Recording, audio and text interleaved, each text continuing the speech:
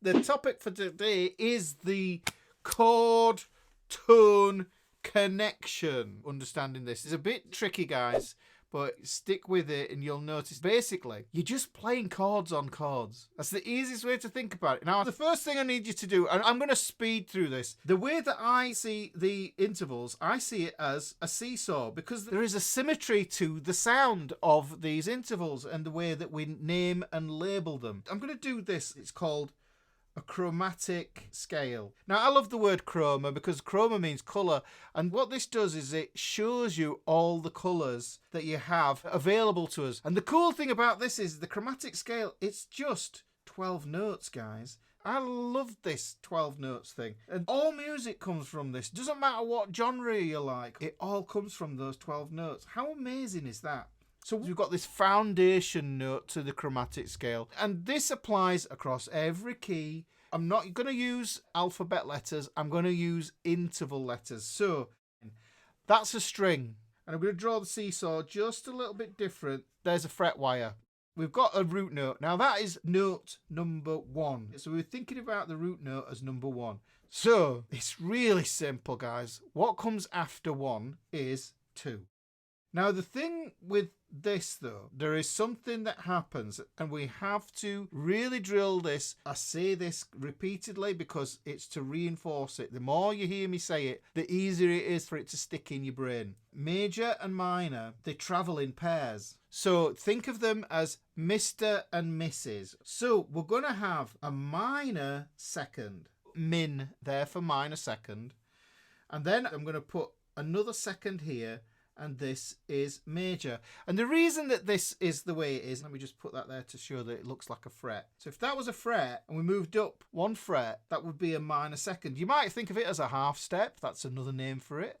You might think of it as a semitone, that's another name for it. This is the way to kind of look at it from an interval perspective. That's just another way of naming things. So here, minor is always less. It's always 1 less. So that's what you've got to look at here. You've got to see this relationship. So the major second, it's the big second. If you think about the minor second, it's the smaller gap between this fret and this fret. So if that's a fret and that's a fret, it's only 1 fret. That's 2 frets. So obviously, if I move back 1, it becomes less. So the way I think about that is those guys are a pair. They're Mr. and Mrs.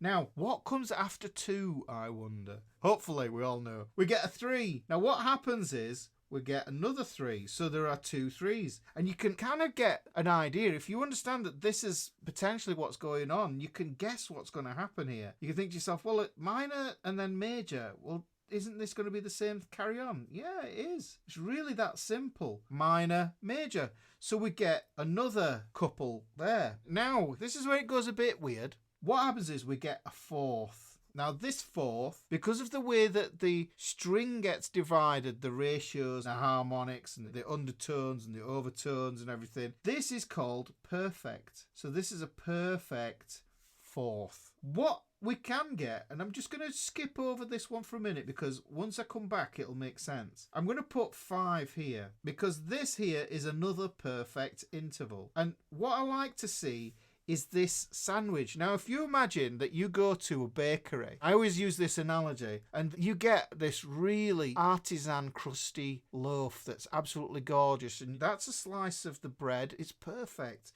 There's another slice of the bread, and you think to yourself, oh, hang on, I've got this lovely bread. What am I going to put inside it? And you've got nothing else to put inside the bread to make a decent sandwich apart from lemons. A lemon sandwich. What happens is, we get this thing called the sharp 4. This would make sense. When you sharpen a note, you raise it a half step. So if I take this perfect 4th and raise it a half step, it becomes a sharp 4. Now, if I do the opposite of that, however, it becomes a flat 5. Look, so perfect 5th. If I go down a half step, I've flattened it. So we get a sharp 4 or a flat 5 in the middle there. Now, this is really cool. What we end up with is this lemon sandwich. The sharp 4, yes, you can think of it as the devil tone. The devil's interval, it's sometimes called as well. But the beautiful thing is that's a little structure inside there all of its own. I think that's super useful to see because this ends up having a real significance when we get into it. Now, we've got to 5. Let's carry on with a sequence of numbers. we've got 6. Let's add another fret. We're going to have 2 6s. And guess what happens here, guys? We get major and minor again. So this is going to be a minor 6 because that's closer to the root note. The major 6 is further away, so the gap is wider. It is bigger. So that's another Mr. and Mrs. Then we get a 7, but there's 2 of them. Because there's 2 of them, guess what? One's going to be minor, one's going to be major. And then we get another Mr. and Mrs. Now, the root note, once we hit that 12th fret, this becomes the octave. But really, the root note is the same as the octave note. Okay, so that gives us all of our notes. And if I count up, I go 1, 2, 3, 4, 5, 6, 7, 8, 9, 10, 11, 12. Those are the 12 notes. I did draw my string a bit long there. Now, another way to see the division in the seesaw, which I think is fantastic, is the fact that if I go up from the root note and I go up a tone, and then I go from the major second up another tone, that's 2 tones, and then I go up another tone, then what happens is I get a tritone. And that takes me to that slice of lemon in our sandwich. Now, if I go back from that root note and I go down a tone, and then let's go back another tone, and then back another tone, it takes me to that same note. So there I get another tritone. So you can see in the interval seesaw, we have 2 tritones. And the beautiful thing is that this puts me here. And this is where I think the center of the interval seesaw is. This is the fulcrum. It's perfectly balanced. You know, I like my colours. So I'll put some colours in here. Look, there's the root. Okay, and we'll put the octave there. Let's do some blue for those there. But what I'd like to show you, I think of these as being complementary intervals, thirds and sixths. This is really useful to know when it comes to inverting your intervals. So understanding this structure, you just got to memorize this. We've got this lemon sandwich in the middle here. We'll have some beautiful sourdough bread there. There's the interval seesaw. I really like how that just balances. You can see how it all works there. Now, these are ingredients. They're ingredients for all the pitches we're going to play. Now, there are only 3 ways to understand pitch that they get applied to music. We get chords, which are bunches of notes. We get scales, which is a linear expression of notes where they're just one sound at a time. So chords are polyphonic. Scales, if you play them on their own, they are monophonic. The last one is the in-between chords and scales. If we take a chord and the notes from a chord and we play them like a scale, we get arpeggios. And these guys, we kind of think of those as being monophonic as well. But the cool thing is that essentially, if I have a chord, then it is chord on chords. That's the way we're thinking about it. So that's what we're going to get into now. I'll have a little recap. If you're using letters, that's generally going to be very, very key specific. Whereas this, you see, this starting note can be any of the 12 notes that we have. It could be A, B, C, D, E, F, G, and it could be any of the sharps or the flats as well. You would still have this seesaw going on there. So what you're doing is you're looking at 2 different frameworks. I know it can be confusing when you sometimes see something where it says it's an E flat, and then you hear something like, oh, it's a flat third. And it seems as if the 2 things, they're part of the same system, but they're not. So you really got to think about how this works. From letter numbers, scale degrees, the different layers. And what we can do is we can use this to get our scale formulas. So essentially, the major scale, which is the most important scale, this is the scale formula for it. It goes root, second, third, fourth, fifth, sixth, 7th. And you'll notice that it is unaltered. There's no sharps, there's no flats on any of those scale degrees. And that's because this root here relates to this note. And remember, I said this could be any starting note. I need to go up to the 2nd to get the next note. The 3rd, I need to go to the major 3rd. Notice the scale is called major. I don't have any minor scale degrees in here. So this is a major 2nd, major 3rd. Perfect 4th, perfect 5th. Major 6, major 7. So from that chromatic scale, I can pull out, so a 12-note scale, I can pull out a 7-note scale. I'm discarding 5, and that gives me that structure there. And that is the main structure for Western harmony.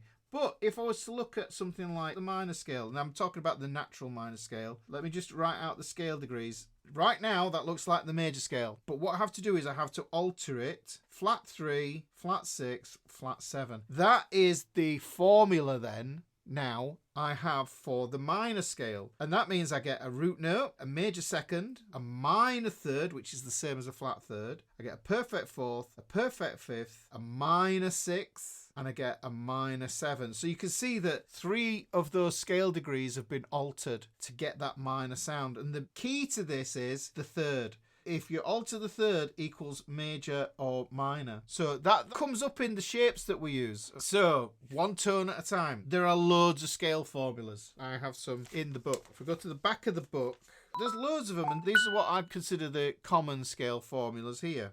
And then you say to yourself, from counting up so many frets and getting to grips with those intervals crossing the string. So this is not only notes going up a string, it's going across from the E string to the thin E string as well. So that's how scale patterns get formed on the neck.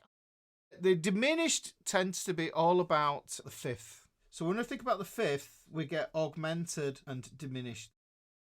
It's about distance between things. You know, majors and minors, they're just different ways of describing all of these things. But these are the most important ones there, okay? You could call it an augmented fourth, and the flat 5 is also known as a diminished fifth. So you need to understand this, because when it comes to playing the sound of a chord, of getting these chord tones, what we're essentially doing is we're going to take the triads and we add notes to the triad, chord on chords. And in doing so, we create bigger chord structures. Now, the thing is, when you create a bigger chord structure, then it really starts to become concrete and rigid in what you can do with it, which is why power chords, which are 2 notes, the root and the fifth, are amazing, because you can play major on them, you can play minor on them. They're really, really musically ambidextrous, if that makes sense.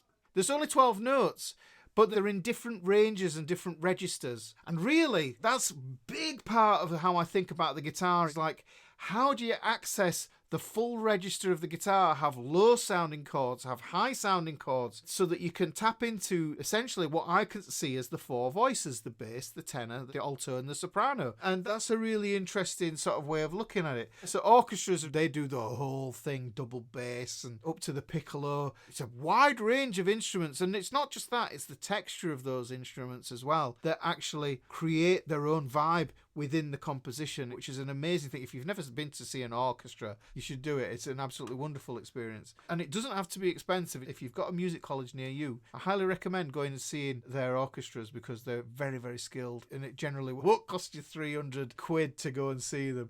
So there's interesting things going on with inversions. That's why I love inversions, because they add extra texture.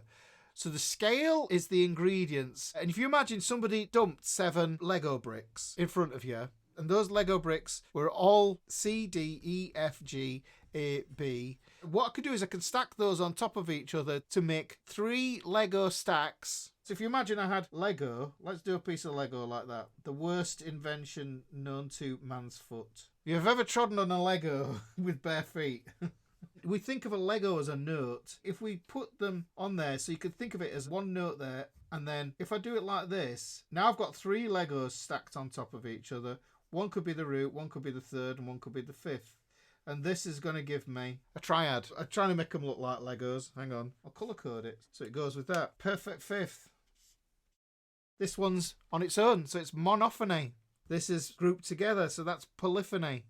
Now we've got the ingredients, we need something to pull them together so we can see them on the guitar. And this is what I mean by chords on chords. So when we look at the cage system, those are the only shapes that we have on the guitar. If we look at the A shape, the E shape and the D shape, they're built differently than these 2 here. The C shape and the G shape are spelt a little differently. I'll show you how this works, and I'm going to go from the thickest string first. I'm going to go from the E shape. If we want to think about an E chord, it's got a root, a third and a fifth, and the notes that we get are an E, a G sharp and a B. Let's do the same for this A chord. We get an A, a C sharp and an E.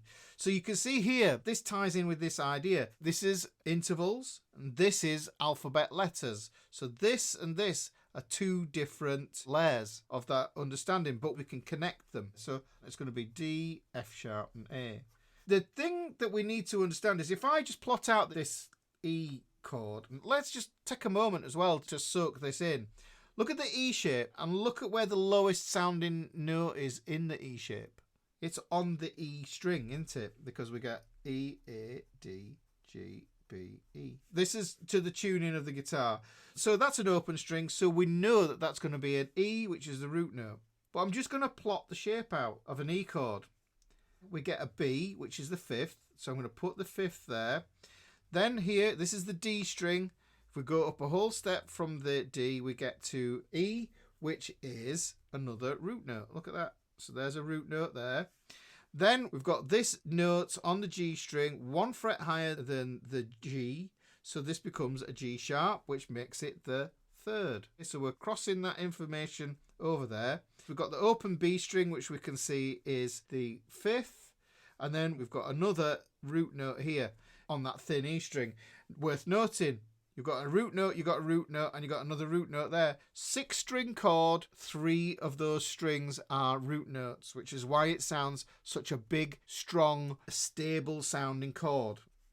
Just put the fret numbers down there as well. So you can see here we've got the fifth, the root, and the third. Now when we get a fifth, the root, and a third, that's called a second inversion. I just call it 5R3. It makes sense because if we looked at this from the perspective of playing it on the guitar, the E chord we put 3 fingers on. The A chord we have 3 fingers on. The D chord we have 3 fingers on. And you can see what happens is this shape moves over 1 string every time. The kink in the tuning knocks it. If the whole guitar was tuned in fourths, that note would be there. And if we moved it over here, that note would be there and that note would be there, and it would essentially look like an E shape all the way across. But it isn't, because we've got that pesky tuning issue between the G and the B string, which is good. We like the kink in the tuning because it's lovely. We don't want this E string on the A chord, and when we move over to the D chord, we don't need the E and the A, even though you technically could have the A in there, but that would muddy the sound of the chord because essentially you get a perfect fourth across there, and that's not nice. We've got a root here, and then we've got a D here, and then you can see we've got an E here, which is the fifth. Then we go G to A. The A is a root just there. Then if we go to this note here, you can see this is the B string. C would be there. That would be C sharp, which makes it the third. So you can see that we get 5R3, 5R3. This E here is the fifth. Let me just add that in there again. Now let's have a look at this one. So that's another root note there. Let's put this one on the G. So we go on the G string here. We go up a whole step. We get to an A, which is the fifth. So we get the fifth there. Then what happens is if we're on this B string, B, C, D, hang on, that's going to be another root note there. So there's the root note. And then we're on an E string here, but we're on the second fret. So we've got E, F, F sharp. That's going to make that note the third. So we get the third there. Now, hopefully you can see the pattern then between these. So you can see the shapes, and it's 5R3, 5R3, 5R3. Okay? I think of these as being the 2 polar tonalities that we have. We have major and minor, and it's kind of like yin and yang. So you've got major and minor tonality. So we get E minor, A minor, and D minor. And this is where your most common minor shapes come from. Specifically these two. This is less common. What we've got with this is a root, a flat third and a fifth, a root, a flat third and a fifth, root, flat third, fifth. So these are all minor, and that flat third is the minor because, look, like I said, minor third, it's 1 less. Because it's 1 less, then basically, if I look at my original master shape, and that's what I think of the caged shapes as being the 5 master shapes, if I take this third here and I lower it 1 fret, then it becomes a flat third. I'm going to do that with this one here as well. Look, this is on the 2nd fret on the A shape. So if I pinpoint that one, that third, and I take it back, then I get the flat third. If I do the same with the D chord here, there's the D major, that's the third, there's the flat third. Now all I need to do really is just put the fifth and the root in, and I get my minor chord shapes. Do those shapes look familiar to you? You can see your E minor that you might know and love. Notice how the root note, the open string, is still going to be in the same spot as well. A minor, the fifth and the root, I'll just plonk those in there. And then on the D minor, these two are going to be in the same spot as well. 5R3.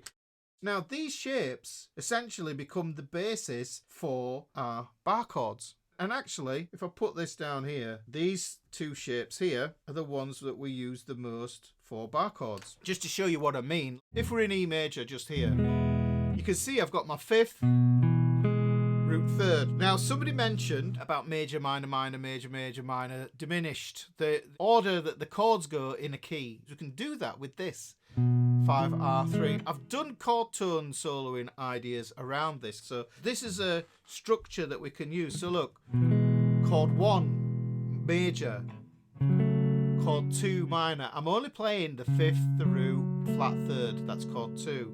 Move that up a whole step. 5th, root, flat 3. That's chord 3. Let me just play those 3 together so you can get some musical context. You can see and hear, well, you can hear how they harmonize with each other. So that's major, minor, minor. Chord 4's major. It's back to the E shape again, okay? Up a whole step to get to chord 5, which is an E shape. We're going to go to the minor here. Now this is cool because this is tricky sometimes to get your head around, right? So just come down here. Chord 4, chord 5, chord 6. Now I'm going to go to chord 7, and I know that chord 7 has got a flat 5th because it is the diminished triad. Yeah? I've got 5R flat 3. I know that's my 5th there. So if I move this up a whole step, but flatten that, can you hear? It looks like a D minor shape, guys. It's the same fingering as a D minor shape, you know? There. And then I move back to my E shape here.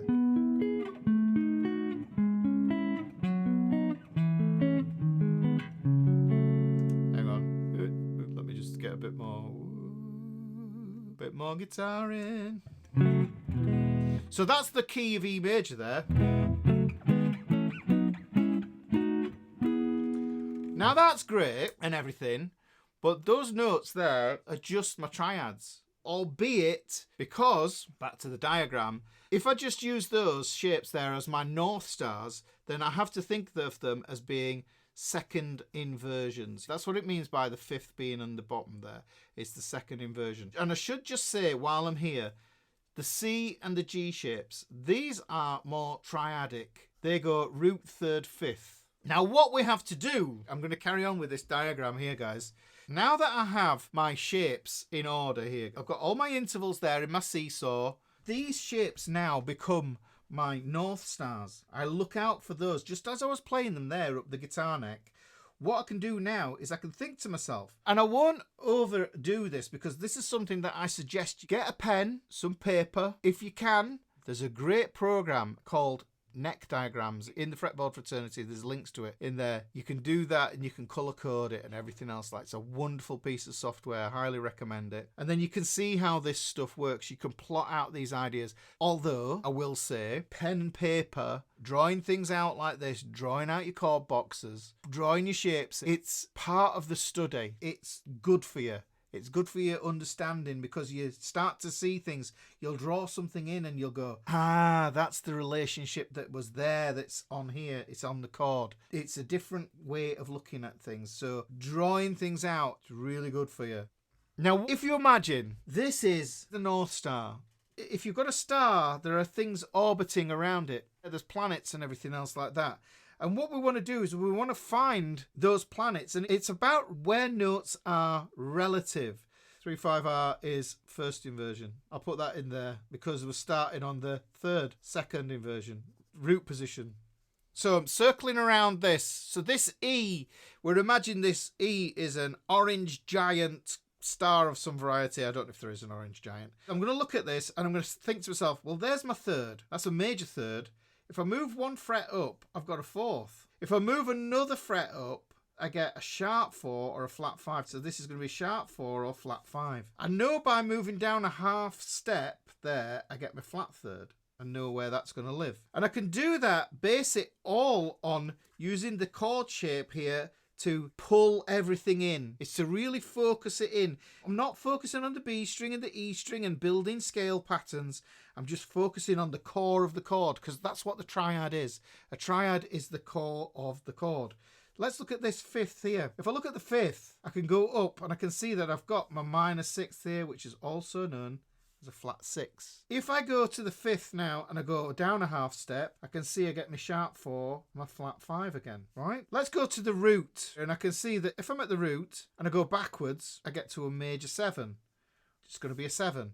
If I go up a half step from the root here, you can see I get a flat, a minor second there. So I'm starting to flesh out all these intervals around that. If I want it to go further, and the way I think about this is 2 notes at either side will find you all the notes that you need. Maybe I should have done these with 4 frets. Now what I do is I take that idea there. Someone is playing an E major chord, and this brings me back to this idea of what is going on in the now. So I'm going to look at this common chord formula. I know the major triad goes root 3rd 5th, but augmented is a root 3rd and a sharp 5. What the heck does that look like? Let me put that on the guitar, and this is any position. It doesn't matter what the alphabet letter name is. Yeah, it's any position. So if I play this one here, I go 5 R3. I can see there that that's my 5th. If I raise it 1 fret, I'm going to get an augmented sound.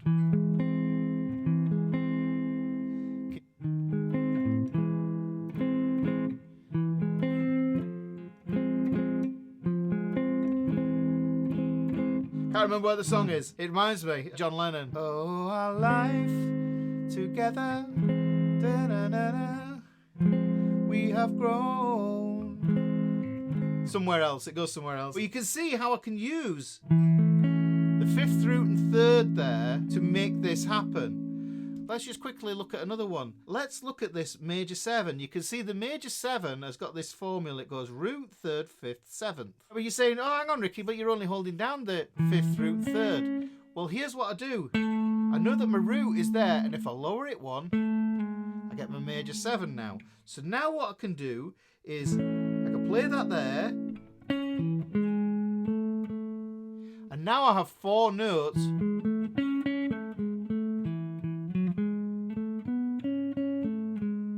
And now I can get that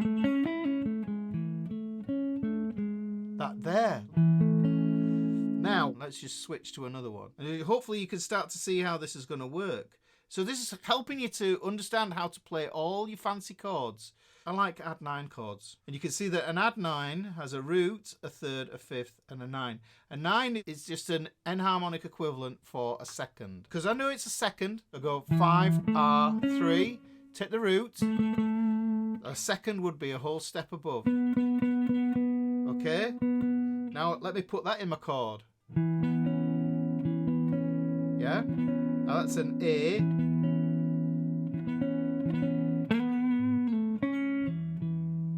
I know that if I've got this chord here, I think, well, I like the sound of add 9s.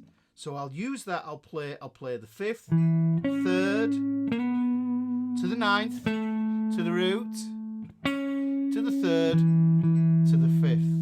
Now the thing that I can do as well with this is if I think to myself, okay, well, yeah, that's nice. What if I want a major 9? That major 9 means I have to add that 7th in as well. Now I have 5 R3. I've got the 7 here, and I've got a 9 here. So let me put this in.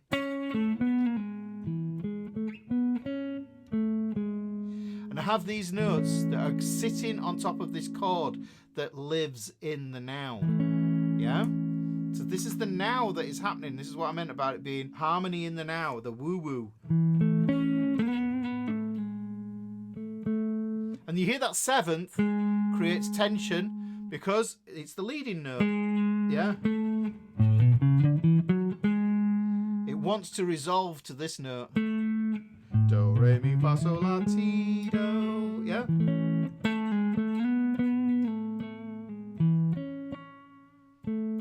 So I can play that there, and because I'm playing that major 7, then what I can do is I can think to myself, well, what chords have a major 7? Chords 1, and chord 4. Yeah, so I can look at that and I can go.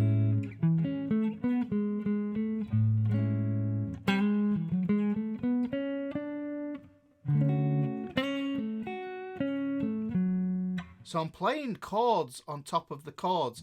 I'm thinking major 7.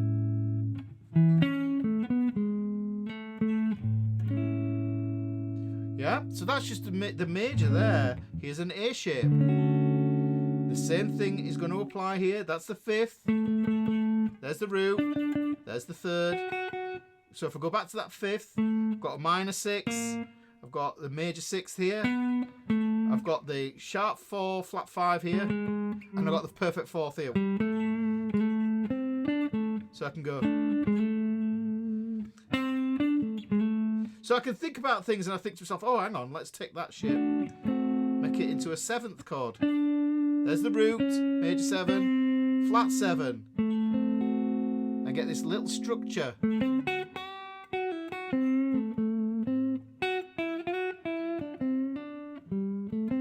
Let's look at something a bit bigger. We'll play it in the guitarist key, G. The L7 grid to find this. This is the L7 grid, guys. And play you the shapes from the L7 grid. So chord 1, chord 4, chord 5. There's my majors. That's going to be an E major shape. Let me just strip out the bar chord and just play the 5R3s, okay? Here's chord 4. There's the 5R3. Move it up to chord 5, 5R3. Okay? Now for the minors. There's the minors in the L7 grid. 5th root, flat 3rd, 5th root, flat 3rd, 5th root, flat 3rd. You can hear the sad. Now I've established my triads there, then we can think to myself, okay, so this is chord 1. It's going to be a major 7 chord. So I can play that there. But I can also play through the chords, and it's called playing through the changes, playing the changes. So if I take a chord progression, a common chord progression, like 6, 2, 5, 1, which is Ave Maria. It's also hey, hey. You've heard that Island in the Sun. So when the A minor chord plays, I can think to myself, well, what notes are available to me in that? I've got my 5th root 3rd, and because it belongs to chord 6, I can add other notes to it, and I think to myself, well, that's the flat 3rd. There's going to be my 2nd. Yeah, flat 3rd. That's my 4th. And this is how you tackle those tricky chord changes. You know when you get a chord progression and then a chord comes from nowhere and you think to yourself, well, what key is this in? And you could think to yourself, well, if you look at something like Hey Joe, which you can kind of think about it as chain secondary dominance. They're all major chords, which shouldn't work, but it does. So we've got C, G, D, A, E, yeah? When that C chord is playing,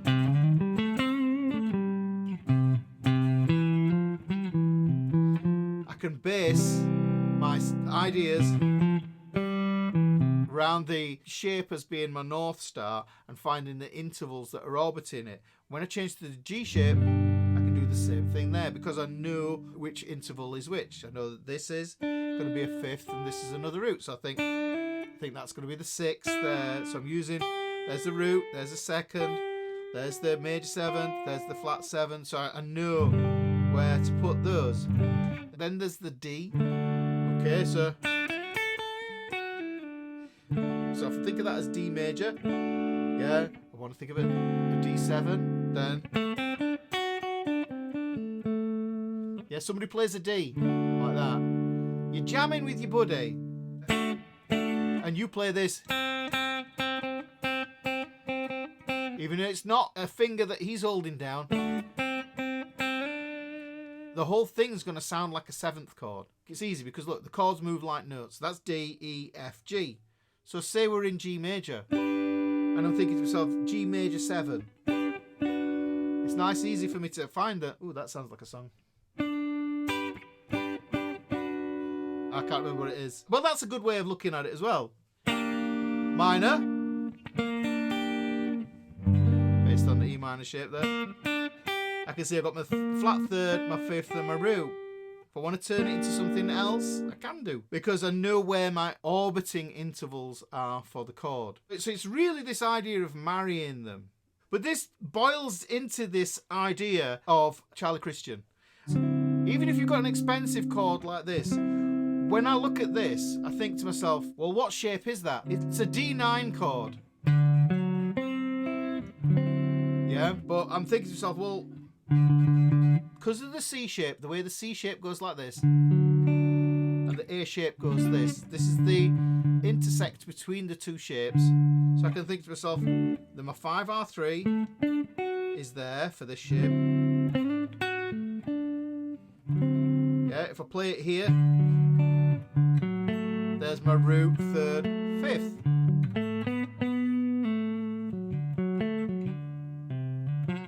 You can do this stuff on the fly, but it's memorizing this stuff. Memorize your scale formulas. If you just spend a week memorizing 1 or 2 scale formulas, or some chord formulas, and then you'll really get to grips with it and understand what can happen. But you'll also see that what scales can sit on what chords. And that's essentially what we're tapping into here, because chord tone soloing, what it does is it focuses on the chord, on the triad, not the scale. Because that's a kind of an approach. So people generally think to themselves, okay, A minor, I'll play an A minor scale on top of that, starts in the same place as the chord. Job done, all the notes are there. But it's not as creative, because if I've got my 5th root 3rd there, so I can pick out certain scale notes because I know what explicit effect they will have on the harmony in the now. That's a flat 3rd. That's a 2nd, which is also a 9th. So there's a 4th, up to a 5th, which gives me that sort of stabilizing idea. We're always working with tension and release. We're always about that is possible for it to be satisfactory. Here's how you know what chord tones work with each chord in the key. The mode formulas. And I talked about this before in what I call the full chord. If we take a triad and we add another note on top by going up a 3rd, we get a 7th. If we go up another 3rd, we get a 9th. If we go up another 3rd, we get an 11th. If we go up another 3rd, we get a 13th. And that gives us 7 notes stacked on top of each other. And that's why I call it the full chord, because that's the fullest expression you can get of that chord. And if you look at that chord, you'll find that intervals in the chord match the mode scale degrees. So if you know your mode formulas, that's why I did a video on, do I need to learn modes? And the thumbnail just says yes. But you need to learn the formulas. So you take that, and then if you know the mode formulas, let's look at one. Let's get a fresh piece of paper, and we'll look at it with a chord. And guys, I did some lessons on this with this E shape as well. They're on the channel. It's about this 5R3 shape, and it says never get lost with your modes again. I'm going to go chord 1, 2, 3, 4, 5, 6, 7. These are my associated chords. This is Ionian, also known as major. This is Dorian. This is Phrygian. This is Lydian. This is Mixolydian. This is Aeolian. And then we get Locrian. For now, I'm going to pick on that. Chord 4 is major. It's a major triad underneath that. So let me just build everything around that. So I'm going to go 5, R, 3 there. The scale formula for Lydian is super simple because basically it's a major scale, but it has a sharp 4 or an augmented 4th. That is a clue to simplify things, absolutely.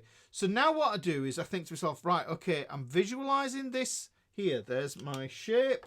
I'm going to put in the sharp 4. That's my feature note. That's the note that makes it sound Lydian. Oh, hang on, it lives here as well. Now I know Lydian's got a major 7th, so I just put that major 7 there like that. What else have I got that's in close proximity? Let me extend it by another fret. Then we can get some more depth out of this. There's the 5th, there's the 6th. The 6th is going to live here. Now let me just play that pattern. I'm just going to do it in A, and it doesn't matter where it is. There's the 5R3. 5R3. There's the 3. There's the sharp 4.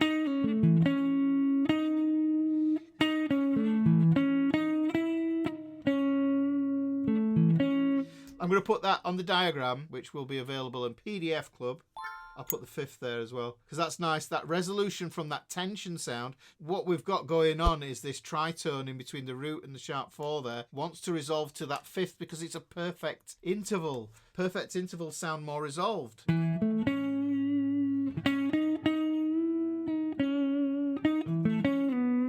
going to put my 2nd there.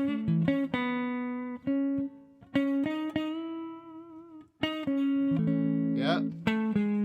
There's my 7th there. So I could play this chord. And if I play, you need it sounds.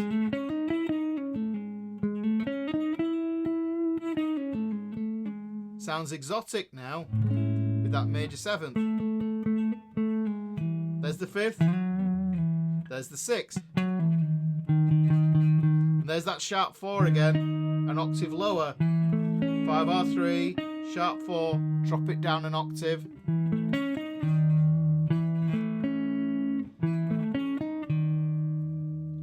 I'm just applying the modal formula around the shape. But the thing is, when I'm thinking of that, I'm basically omitting the chromatics that sit at either side. Really, I'm thinking to myself, well, there's a flat 6th there as well. And here I'm thinking to myself, I've got a 4th. And I'm thinking my flat 7 lives here. I'm also thinking I've got a flat 2nd here. So this is where those chromatic notes come into play. 3rd here, I've got a perfect 4th here, I've got a flat 3 here. And this is why you end up with this group. And that's why I was saying to you, you've got the shape here, but then you've got 2 frets that way, and you've got 2 frets that way from each of the North Star intervals on the triad there. You can see where everything's going to live. And like I say, that flat 6, there's other names for that. That's another intervals lesson. And then all you do is you pick that as you study, and you just record that chord. You think to yourself, oh, hang on. Use a drone note. I'm going to use this E, open E string here. There's my E chord using the A shape, 5R3.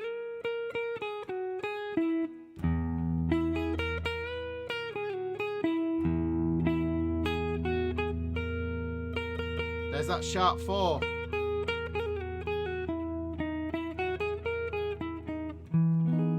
Yeah? Because that's one thing that you need to know. People get a bit stuck on the sharp 4 when it comes to suspensions. I'm just going to do this quickly in D. D major, chord 1. We've got G major, this is chord 4. This is chord 5. On chord 1 and chord 5, we get a normal D sus4.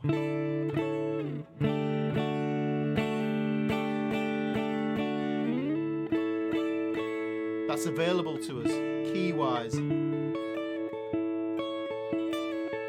But if I go to chord 4, if I play that, it sounds wrong. Really, what I need is the sharp 4 on there, because chord 4 is Lydian, and that has that sharp 4 in it. So it all ties in with that understanding. Hopefully this makes sense.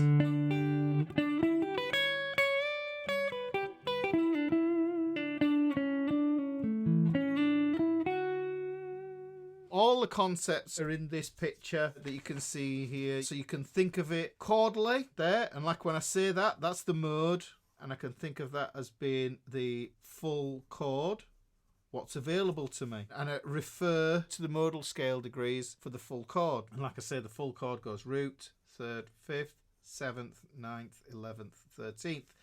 7 notes. How many notes do you have in the major scale? 7 notes. So you're expending them all, but in a different order.